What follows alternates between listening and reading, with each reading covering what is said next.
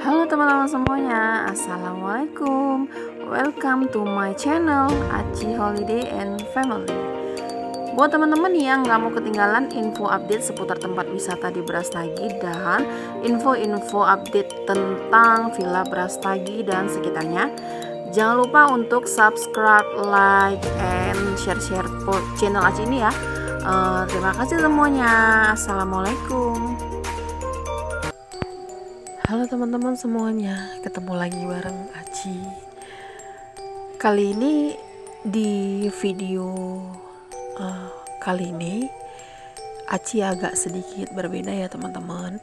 Aci ingin berbagi cerita ke teman-teman semua pengalaman Aci dan keluarga sewaktu nginap di salah satu hotel and resort yang ada di Danau Toba Parapat. Cerita horor ini asli kisah nyata yang memang Aci dan anak-anak sendiri yang alami dan ngerasain gitu. Sebelumnya minta maaf, Aci nggak bisa sebut hotel and resortnya ya teman-teman, karena agak kurang etis gitu, karena sekarang lagi pandemi gitu kan, yang kita tahu bisnis usaha pariwisata gitu bener-bener pengunjungnya sepi gitu, anjlok gitu, agak sedih dan prihatin gitu ngelihat kondisi apalagi di Parapat Danau Toba ya teman-teman. Itu bener-bener yang Aci lihat sendiri gitu, mengalami dampak yang luar biasa parah gitu, karena Aci dan keluarga kemarin pergi ke sana gitu kan, liburan itu sebenarnya dalam rangka kebetulan adik Aci sendiri, adik kandung pergi merantau ke Bali gitu, jadi mencoba berbuka bisnis di Bali. Kebetulan naik mobil ke sana gitu kan, ke Bali, perjalanan darat gitu. Jadi sebelum adik berangkat gitu, jadi kami memutuskan untuk kumpul bareng, family time dulu bareng keluarga. Jadi kami memutuskan untuk bermalam dan liburan di Parapat Danau Toba gitu. Setelah kami cari-cari, search gitu kan, karena kami lumayan keluarga besar gitu kan, ada 4 keluarga yang pergi gitu kan. Di sana itu kan agak minim villa gitu kan, agak susah mencari villa di sana juga gitu. Jadi kebetulan villa resort hotel yang ada kolam renang dan ada villanya gitu kan. Dan pada saat itu juga lagi promo. Kami memutuskan ngambil villa di ini gitu, villa ini gitu kan. Udah di booking sama adik gitu kan, udah oke, udah cocok gitu kan. Di hari Sabtunya kebetulan Aci karena suami kerja, jadi Aci pengen nyusul belakangan gitu. Jadi adik, ayah, sama kakak-kakak yang lain gitu, mereka pergi duluan sampai di sana gitu kan. Sementara Aci dari Medan itu perginya sore gitu kan. Jadi sampai sana otomatis malam gitu. Sampai memasuki sepanjang jalan nih hujan ya teman-teman, hujan. Kondisi memang lagi nggak oke, kondisi cuaca lagi nggak oke, lagi nggak memungkinkan gitu. Cuma memang kami tetap lanjut jalan sampai pada akhirnya jam 9 atau setengah 10 malam gitu kami nyampe di hotel dan di resort itu gitu kan. Kondisi hujan, memasuki pintu gerbang Parapat Danau Toba itu ya, simpang yang masuk ke kanan itu ya teman-teman, itu suasananya udah memang sepi gitu kan. Seperti yang tadi di awal Aci bilang gitu, kondisi pandemi ini bener-bener buat peminat wisatawan di Danau Toba itu memang terlihat gitu sangat-sangat berkurang. Padahal waktu pada saat itu Aci pergi itu memang weekend ya, hari Sabtu gitu. Kalau dulu-dulu kan rame gitu, seperti memang ada kehidupan gitu ya, namanya tempat wisata gitu. Apalagi memang proses di sana itu lagi masa pembangunan juga di Perapat itu di Danau Toba ya. Lagi ada proses pembangunan, katanya yang ngasih dengar-dengar info ada bakal dibangun hotel bintang 5 di Danau Toba gitu kan. Jadi cuaca hujan, sepi gitu. Jadi sepanjang jalan itu memang seperti nggak ada kehidupan gitu. Berbeda seperti dulu lah gitu, sebelum masa-masa pandemi gitu. Udah kami jalan terus ikutin map, sampailah di hotel dan resort di tempat kami nginap gitu. Ya jujur Aci gitu sampai di depan villa gitu kan. Ya sampai di depan villa itu suasana udah mencekam gitu. Ini cerita nyata ya teman-teman, Aci nggak mengarang-arang cerita gitu, cuma memang itulah yang dirasain gitu. Datang jam setengah 10 malam, suasana sepi, hujan rintik-rintik, kondisi hotelnya tuh sangat gelap, mungkin karena penghematan ya teman-teman, karena memang sepi gitu. Dan yang buat lebih mencekam gitu, masuk ke dalam, posisi parkir itu memang kan bukan di depan hotel ya, tapi di dalam gitu, di dalam hotel gitu, di dalam resortnya gitu. Di dekat kolam renang itu posisi parkirnya gitu. Agak masuk ke dalam gitu. Agak bingung dan kaget gitu. Ternyata memang pada malam itu nggak ada tamu lain gitu. Jadi cuma ada parkir 2 mobil, itu mobil adik gitu kan, mobil adik dan mobil kakak gitu. Jadi gitu shock gitu kan, gitu masuk, ih gila gitu. Sempat merinding dong gitu, karena hotel dan resort sebesar itu gitu, tapi tamunya ini nggak ada, cuma kami gitu, cuma kami sekeluarga yang memang sewa 2 villa gitu, sewa 2 bungalow gitu kan. Jadi gitu masuk nggak ngelihat siapa-siapa, di resepsionisnya juga sepi, juga kosong gitu. Jadi ya kita main masuk aja gitu ke dalam gitu sampai udah mulai merinding dong gitu kan, bulu apa ya, gimana ya bilangnya ya, auranya itu udah nggak, benar-benar udah nggak enak gitu, karena memang udah ngerasa kayak gila ya gitu. Berapa kamar ini yang kosong gitu kan. Ada beberapa unit villa, kamar juga ada puluhan gitu, tapi semuanya kosong, cuma kami yang nginap di situ pada malam itu gitu. Nggak ada orang lain asli. Parkir mobil juga mobil kita. Jadi mobil kakak 1, mobil adik 1, dan mobil kami Aci ya. Jadi 3 mobil, cuma yang parkir memang nggak ada tamu lain selain kami gitu kan. Suasana hujan, rintik-rintik gitu kan, mencekam, lampu atau penerangan itu agak minim gitu kan, agak gelap-gelap gimana gitu di sana. Banyak kamar yang kosong, otomatis lampu itu nggak hidup ya, karena mungkin penghematan gitu kan. Apa ya, sedih dan prihatin sih sebenarnya gitu Aci ngelihatnya gitu, karena malam minggu gitu loh, weekend gitu, bisa-bisanya memang hotel and resort sebesar itu gitu, kamarnya juga luas gitu, tapi memang sama sekali nggak ada tamu lain gitu selain kami gitu. Agak gimana juga gitu ngelihatnya gitu. Jadi gitu nyampe Aci langsung telepon adik kan, nanya ke dia gitu kan, Dek, ini villanya yang mana gitu, kakak udah nyampe nih gitu kan.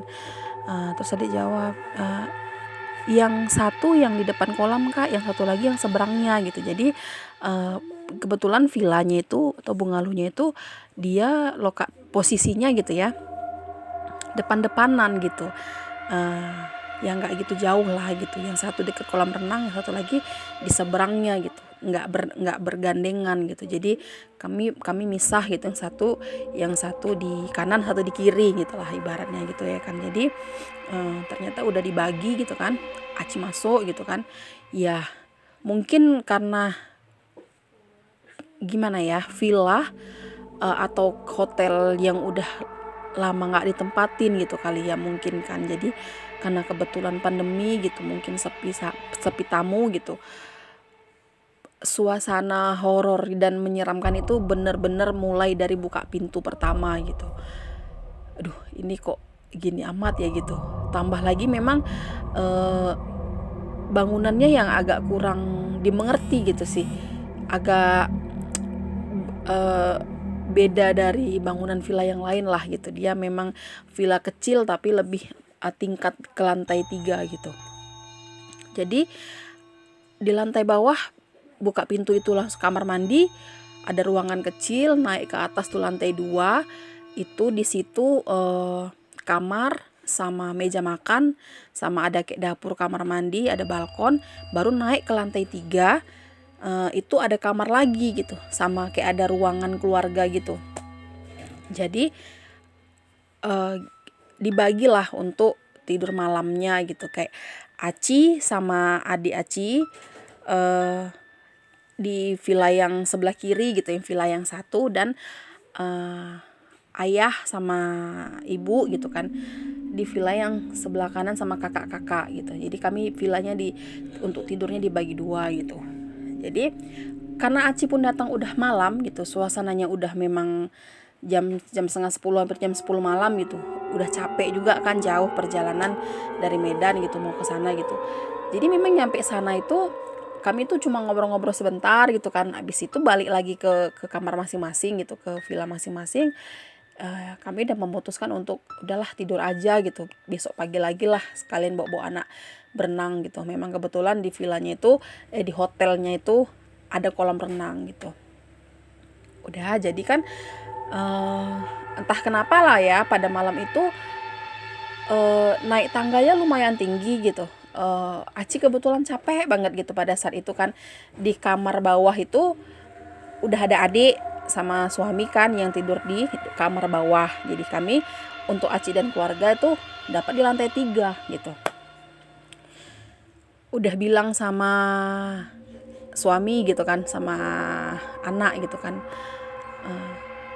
kayaknya ibu males lah nak naik ke atas gitu, tidur di sini aja lah gitu, di apa ya, di deket meja makan gitu, di bawah lah ya, di lantai 2 pas di depan kamar utama di lantai 2 itu gitu, arah ke balkon juga gitu. Terus dibilang anak-anak, si kakak sama yang nomor 2 gitu kan, capek kak gitu kan, udah perjalanan jauh gitu kan, mau naik ke atas kayaknya enggak lah, udah bagus tidur sini aja lah kak, bilang kayak gitu. Kita ambil bed cover gitu kan, extra bednya, udah kita tidur di sini aja gitu. Jadi memutuskanlah kami untuk tidur di bawah, kata suami. Tapi kamar atas sayang lah bu, kata suami gitu kan. Udah ayah tidur di atas aja lah sama si Raka gitu, sama anak yang paling kecil kan. Iya nggak apa-apa, udahlah kami memang lagi males aja naik ke atas gitu kan. Janganlah kayak gitu, kata suami kayak gitu kan. Masa ayah di atas kalian di bawah, nggak apa-apa ya udah kami di bawah aja, karena memang kami lagi males naik aja gitu. Capek gitu rasanya, jadi udah pengen lurusin kaki, udah pengen tidur aja gitu kan. Jadi bertiga, adik Aci nih, yang adik Aci sama suami itu udah tidur kan, udah masuk ke kamar gitu. Jadi kami ini tidur di luar, kayak di deket meja makan gitu kan. Kami di situ, kami bentang bed cover gitu kan, bentang extra bed, bertiga, Aci, anak Aci yang pertama dan anak Aci yang kedua.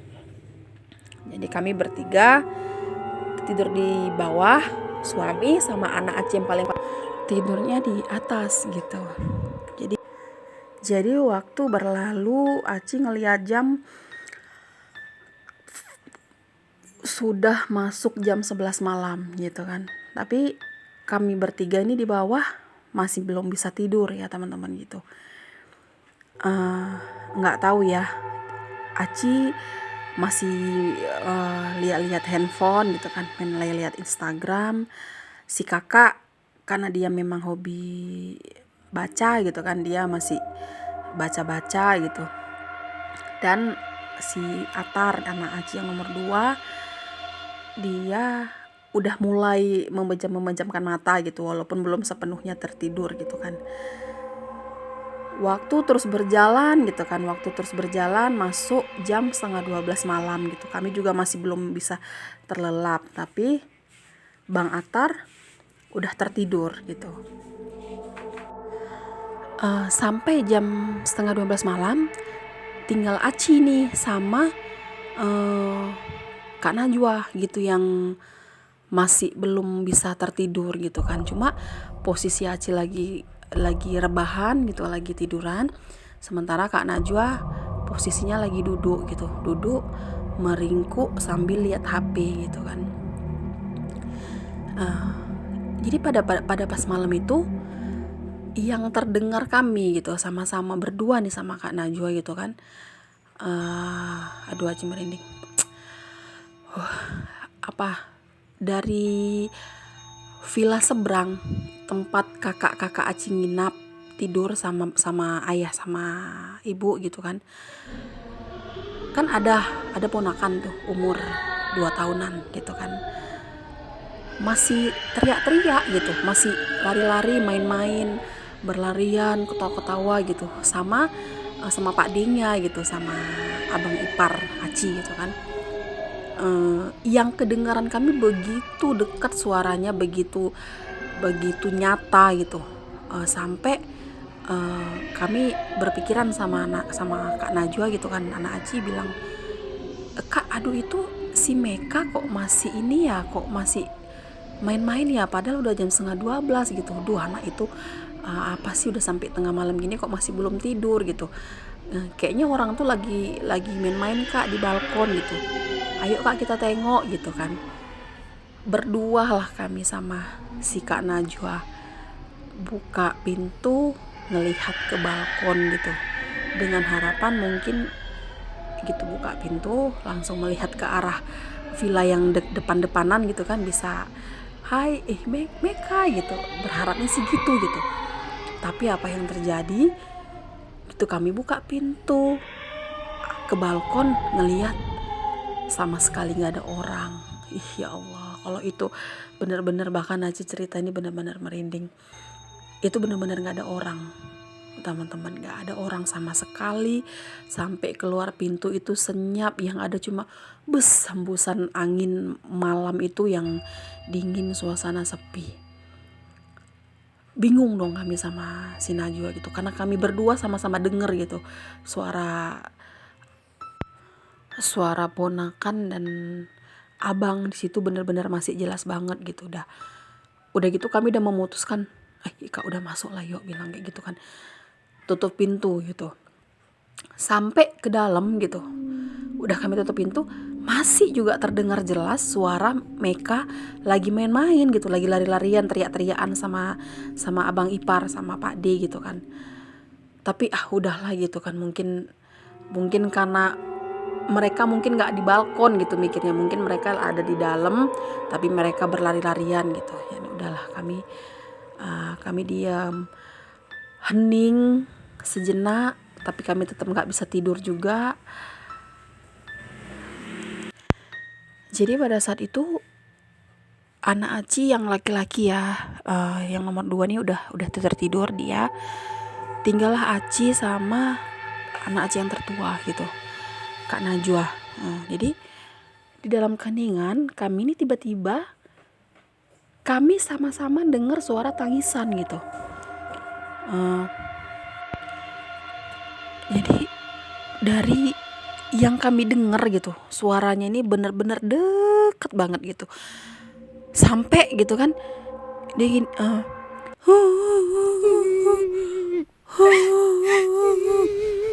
suara nangis. Spontan kami tuh langsung lihat-lihatan gitu sama Kak Najwa gitu kan. Aci pun sampai ngomong gini ke Kak Najwa gitu kan, Kakak nangis, bilang kayak gitu. Enggak Bu, kata gitu. Dan spontan gitu si Atar, anak Aci yang udah tertidur ini pun dia terbangun gitu, sampai dia bilang gini, kakak pun tadi yang nangis, kata si Atar kayak gitu kan.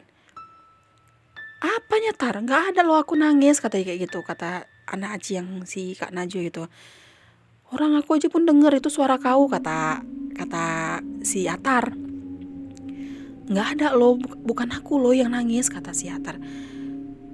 Ini kami udah merinding, nggak karu-karuan gitu, cuma masih menganggap mungkin kami salah dengar gitu. Makanya sampai sekarang itu bingung, bahkan si Atar yang lagi tidur pun dia bisa ikut terdengar suara itu gitu. Jadi benar-benar ya ampun, gila, suasana horornya luar biasa. Udah, kami menganggap itu oke lah, itu berarti mungkin ada suara dari luar, entah kayak mana. Kami masih berpikir positif gitu kan. Ada suara tangisan kedua, tapi hanya sekali. Duh, makin parah. Ini udah nggak betul gitu kan sama Kak Najwa. Kami tengok-tengokan lagi kan. Kakak, enggak loh Bu, kata Kak Najwa gitu kan. Dan endingnya yang benar-benar membuat klimaks kami nggak bisa lagi. Aduh, kami sama-sama mendengar suara tarikan napas dari yang suara tangisan tadi. Mendengar tarikan napas itu benar-benar bulu kuduk merinding, nggak karu-karuan. Kami langsung tengok-tengokan sama Najwa. Bahkan anak Aci yang laki-laki, si Atar, dia langsung terbangun, langsung bangkit. Kak, ini udah nggak betul ini Kak. Kami langsung, oh my god, ya Allah, ini udahlah. Kami rasa-rasanya spontan, Aci langsung nelpon suami, ngubungin suami karena suami tidur di lantai 3. Pas ditelepon, handphone nggak aktif gitu kan, karena memang suami tuh terbiasanya lagi ngecas HP, handphone tuh selalu mati gitu. Telepon nggak bisa, telepon nggak bisa. Alhasil Aci teriak mulai dari lantai 2 ke lantai 3, manggilin suami. Ya, ayah, ya. Sampai berkali-kali Aci nelpon, Aci panggil suami. Dan akhirnya suami, ya, ngelihat ke bawah. Spontan kami langsung naik ke atas. Udah nggak ngerti lagi lah kayak mana ininya, ketakutannya kami gitu. Pokoknya padahal pada saat itu segala macam doa, ya Allah, udah kami ngeblank, udah nggak tahu lagi rasanya kayak mana gitu. Naik kami ke atas, sampai di atas cerita ke suami gini. Dan memang syukur alhamdulillah ya Allah, karena suami pada saat itu sempat naik ke atas kan. Naik ke atas dia sholat tahajud gitu, jadi dia pun tidurnya lama gitu kan. Jadi sampai kami tuh kira-kira jam 12-an lah ya kejadian itu, suami masih belum tidur. Walaupun dia udah mulai telayang-layang, cuma yang lucunya gitu, yang anehnya gitu, dibilang suami gitu, ayah sebenarnya yang dia dengar manggil-manggil itu bukan suara Aci gitu, bukan suara ibu, kata dia gitu. Justru ayah malah dengar ada orang dari luar manggil Maya gitu. Nggak tahu manggil siapa gitu, cuma langsung spontan aja ya, kata dia, langsung ngejawab kayak gitu. Baru langsung aja teriakin lagi, baru dia keluar dari kamar gitu. Itu benar-benar suasana mencekam. Bahkan sampai di kamar atas juga kami masih belum bisa tidur gitu kan. Baru baca-baca doa ya nak, bilang sama anak-anak gitu, biar kita bisa tidurnya lebih enak gitu. Tetap tidur nggak bisa enak. Benar-benar itu momen yang nggak bisa dilupain ya sampai sekarang, bahkan masih mencekam rasanya. Karena memang bukan Aci sendiri yang ngalamin, bahkan anak-anak juga denger langsung sendiri gitu. Udah tertidur kami alhamdulillah sampai bangun ke pagi. Udah nggak mood ya mau ngapa-ngapain tuh, memang udah nggak mood lagi gitu, karena memang kejadian di malam hari itu bener-bener udah buat kami shock gitu sama anak-anak gitu kan. Jadi memang udah hilang moodnya gitu. Tapi entah kenapa kepikiran gitu nanya ke adik gitu kan, adik yang tidur di lantai bawah yang sama-sama kami gitu, cuma memang bedanya dia tidurnya kan di dalam kamar gitu, kami kayak dia ada di ruangan sendiri gitu kan. Jadi nanya ke dia gitu. Karena gini kan tadi pas malamnya tuh kami ngobrol-ngobrol gitu, bilang sama anak-anak gitu kan, "Eh, apa bunda yang nangis ya bu?" Gitu kata anak-anak ngomong gitu kan. Mungkin bunda nggak ya yang nangis dari kamar gitu kan, tapi kayaknya nggak mungkin juga gitu, karena suaranya itu emang bener-bener deket, kayak cuma berjarak berjarak berapa ini ya, 30 senti ya, 1 meter lah paling ya dari telinga kami gitu. Jadi nggak gitu jauh gitu suara tangisan itu. Jadi nggak mungkin juga bunda, tapi karena rasa penasaran kami tanya besok paginya ke adik kan, "Bun, kok tadi malam ada nangis ya?" Gitu. "Nangis kak?" "Enggak ah," kata dia kayak gitu. "Wiwit aja gitu gitu jam 10:30 langsung masuk kamar langsung udah tidur kok," kata dia kayak gitu. "Kau udah dengar suara nangis?" "Nggak ada." "Kau udah denger nggak kami kakak teriak-teriak?" Nanya sama dia kayak gitu. "Kami heboh gerusak-gerusuk gitu." "Nggak ada," kata dia kayak gitu kan. "Masa kok nggak ada denger sama sekali? Imul ada denger nggak?" Bilangin ke suaminya gitu kan. "Iya nggak ada kak," katanya gitu. Waduh, ini benar-benar parah gitu. Padahal kondisi kami sama-sama di lantai 2 gitu kan. Tapi dia tuh sama sekali nggak denger, kami nggak teriak-teriak berpuluh kali manggilin suami yang dari lantai 3, dia pun sama sekali nggak denger apa-apa gitu. Jadi memang gila. Kalau itu bener-bener horor mencekam, pengalaman yang bener-bener nyata. Sampai sekarang bahkan kalau kalau cerita itu ini bulu kuduk merinding, nggak tau bilang, sampai anak-anak trauma gitu dengar suara tangisan kayak gitu, luar biasa gitu. Jadi sampai ke eh, besok paginya gitu kan, Aci pun udah nggak mood gitu. Si anak-anak awalnya memang nggak mau mandi kolam renang gitu kan, cuma udahlah kak udah sampai sini masa iya nak nggak mandi-mandian gitu kan. Anak-anak pun eh, mandi juga di kolam renang gitu. Pulang tuh sempet ngobrol sama petugas villa gitu kan, cerita juga sama beliau gitu kan. Dan ternyata emang semasa pandemi villa dan hotel tuh benar-benar sepi gitu, hingga nggak ada pengunjung. Mungkin karena itu ya, ampun, kadang kasihan sih gitu, kayak prihatin banget gitu. Pandemi ini benar-benar apa ya, sektor pariwisata di Danau Toba Prapat ini benar-benar apa ya, sepi pengunjung gitu teman-teman. Nggak tahu ya, mudah-mudahan, aduh Haji hanya bisa berdoa ya Allah, semoga mudah-mudahan pandemi ini cepat berakhir gitu.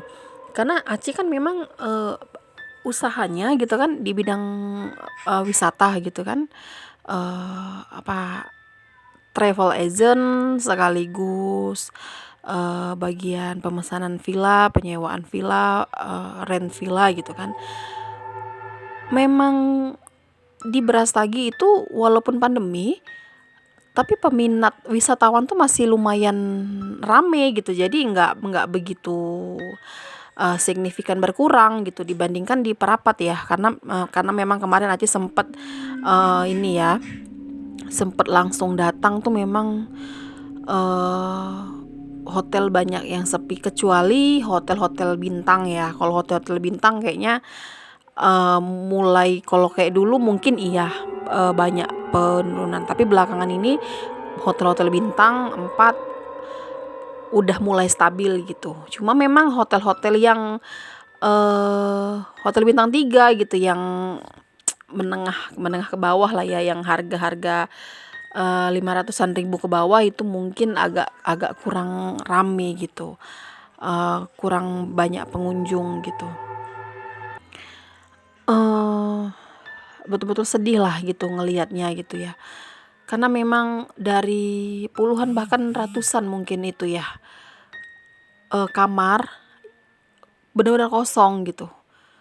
Ya bayangin kalau nggak ada pesanan dari kita gitu, dari kami gitu kan sekeluarga, ya mungkin di malam minggu itu villa itu bakal sepi, memang betul-betul nggak ada pengunjung gitu. Aduh, saya turut prihatin lah. Mudah-mudahan, ya ampun, doa Aci semoga pandemi ini cepat berakhir. Sektor pariwisata yang ada di Indonesia, terutama di Medan, di Sumatera Utara, karena Aci eh, asli apa ya, putri daerah wisata apa, Medan Sumatera Utara gitu. Kepengennya sektor pariwisata tetap berkembang, tetap kembali lagi seperti dulu, peminat wisatawan itu lebih menarik gitu kan. Hotel-hotel gitu kembali kembali banyak peminat, banyak tamu gitu. Paling itulah doa Aci dan harapan Aci ya untuk tempat-tempat wisata yang ada di Indonesia, khususnya Sumatera Utara, bisa kembali stabil seperti dahulu. Amin, ya ampun. Itulah teman-teman cerita nyata ya, true story yang pernah Haji alami. Lumayan kemana-mana Aci ini ya, eh liburan atau staycation di mana-mana pun memang agak lumayan jarang, bisa dibilang nggak pernah ya Aci nggak dapetin pengalaman yang sehoror ini gitu. Tapi kemarin tuh bener-bener shock, ya ampun, akhirnya aku bisa ngalamin kejadian yang bener-bener meresahkan. Oke, teman-teman, terima kasih banyak ya udah dengerin cerita Aci, udah dengerin video aja sampai habis. Semoga kita semua sehat-sehat terus ya teman-teman. Berdoa sama-sama semoga pandemi ini cepat berakhir, kondisi kita di sektor apapun cepat kembali normal, kehidupan kita juga bisa kembali normal, nggak ada lagi pandemi. Amin ya Allah ya Rabbal Alamin. Oke teman-teman, terima kasih banyak ya. Sampai ketemu di video-video Aci selanjutnya. Pengalaman traveling Aci, pengalaman staycation Aci, tempat-tempat yang baru, yang hits, yang bisa Aci share untuk teman-teman. Terima kasih untuk semuanya. Assalamualaikum, bye.